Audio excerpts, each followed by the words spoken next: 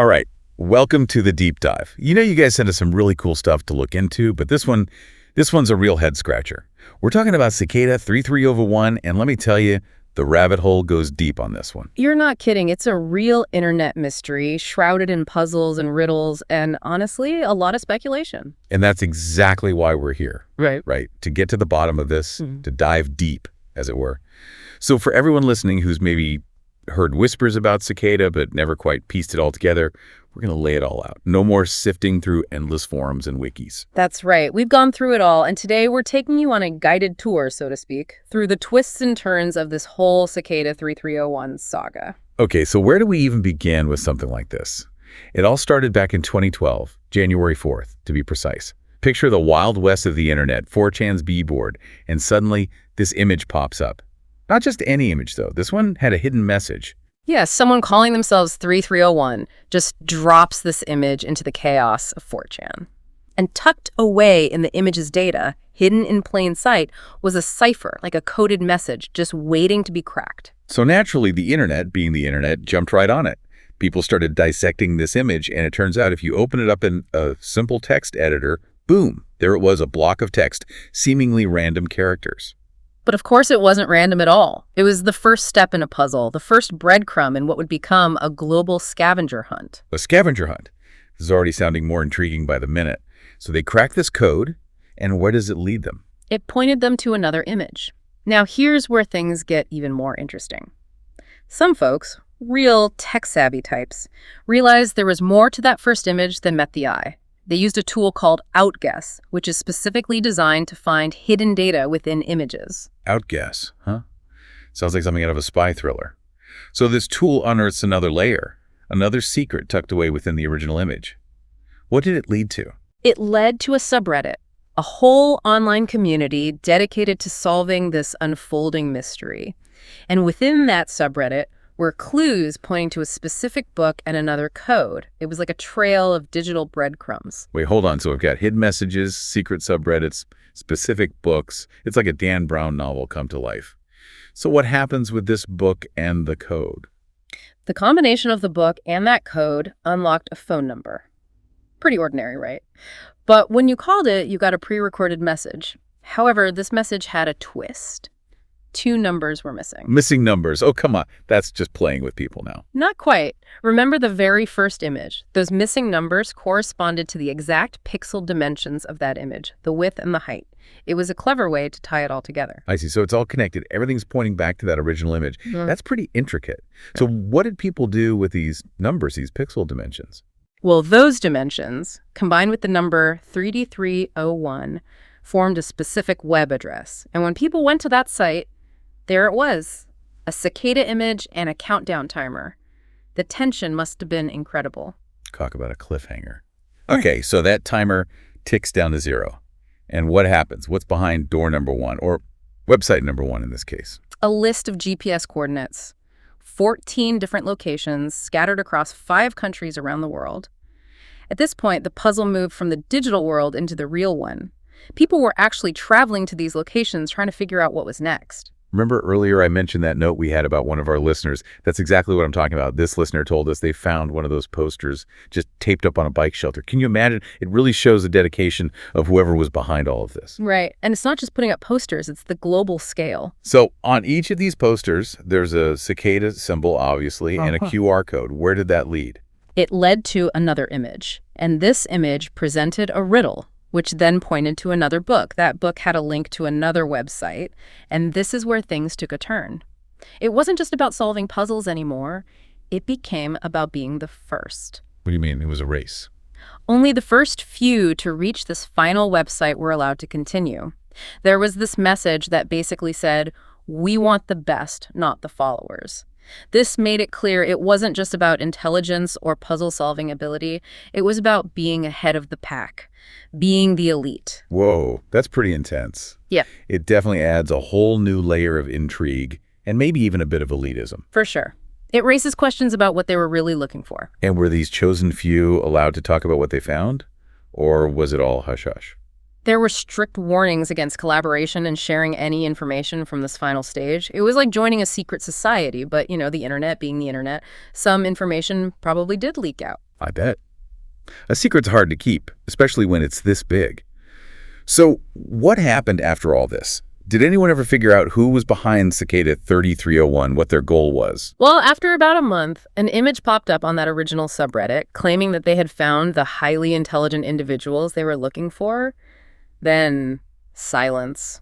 It was like the curtain dropped before the final act. So many questions, so few answers.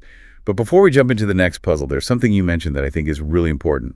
PGP signatures. Right. These digital signatures were used throughout all of the Cicada puzzles. They were like a digital fingerprint that allowed anyone to verify that the messages were truly coming from Cicada and not some imposter. It added a layer of trust in a world that's full of misinformation and hoaxes. Makes sense. You wouldn't want people chasing false leads or getting caught up in some unrelated puzzle. Okay, so the first puzzle ends with more questions than answers, a lot of intrigue, and then silence.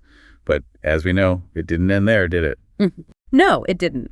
A year and a day later, on January 5th, 2013, Cicada 3301 was back. A new image appeared, another puzzle with a foot, and to confirm it was the real deal, there was that PGP signature. So they were back. Did this second puzzle follow a similar pattern? Very much so. It began with an image containing a hidden message that, when deciphered, led to a book. Then, from that book, there was a link, and so on.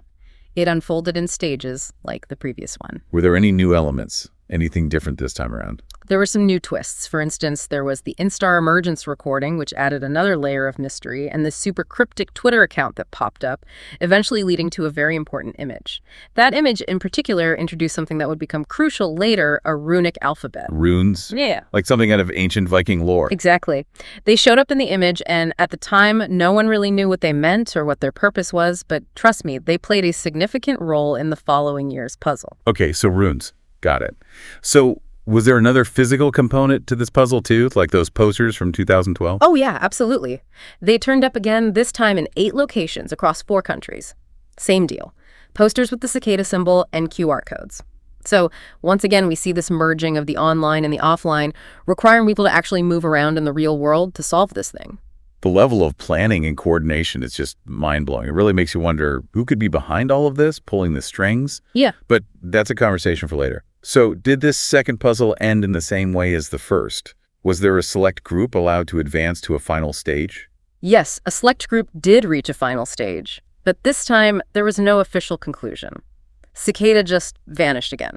No messages, no fanfare, just silence. They dropped the mic and walked away. Wow, that's even more mysterious. It's like they wanted to make a statement with their silence. Oh. Okay, so 2 puzzles deep, lots of intrigue, but still no clear answers. Then comes 2014. What happens next? 2014 saw the same familiar pattern. Image, message, book, link. But this time, a book took center stage. This book, titled Liber Primus, which is Latin for first book, was allegedly authored by Cicada themselves. And remember those runes? The ones from the Twitter account, of course. Well, that's where they came into play. The bulk of Liber Primus was written using that runic alphabet. However, even when translated, the content remained incredibly cryptic. You actually compared it to a cult's manifesto in your notes. That's pretty intense. Yeah, some of the ideas and concepts presented in Liber Primus were very philosophical, ideological, even a bit esoteric. But within all that cryptic text, there were still clues, right? There was that mention of a website hidden on the deep web that to this day hasn't been found. And then another page led to that audio recording, interconnectedness, I think it was called. Exactly. Those are just 2 examples. But the real kicker is that a huge chunk of Liber Primus is still untranslated. Out of 74 pages in runes, only 19 have been fully deciphered. Some believe the key to unraveling this whole cicada mystery lies within those untranslated pages. So does this mean that Liber Primus was kind of like a test? Like, were they waiting for people to crack the code of the book before moving on? That's a strong possibility. Because 2015 passed without any sign of a new puzzle. There was this growing theory that maybe Cicada was waiting for the community to make more progress on Liber Primus. And then, in early 2016, they briefly resurfaced with a message that encouraged people to re-examine the book. It's like a subtle nudge, a hint that they were still watching. So the book was important. They definitely wanted people looking at it. But after that, silence again. Yeah. It's been radio silent since that 2016 message. We're talking over 4 years now, with very little progress made on deciphering the rest of Liber Primus. And all the big questions remain. What was their purpose? Who are they? And what happened to those who supposedly won? So many unanswered questions. Yeah. Okay, let's switch gears a bit and dive into some of the theories that have been floating around. A lot of people initially thought it was just an elaborate alternate reality game or ARG, something like those viral marketing campaigns we've seen in the past. Right, like what Microsoft did with artificial intelligence or the campaign for Halo 2.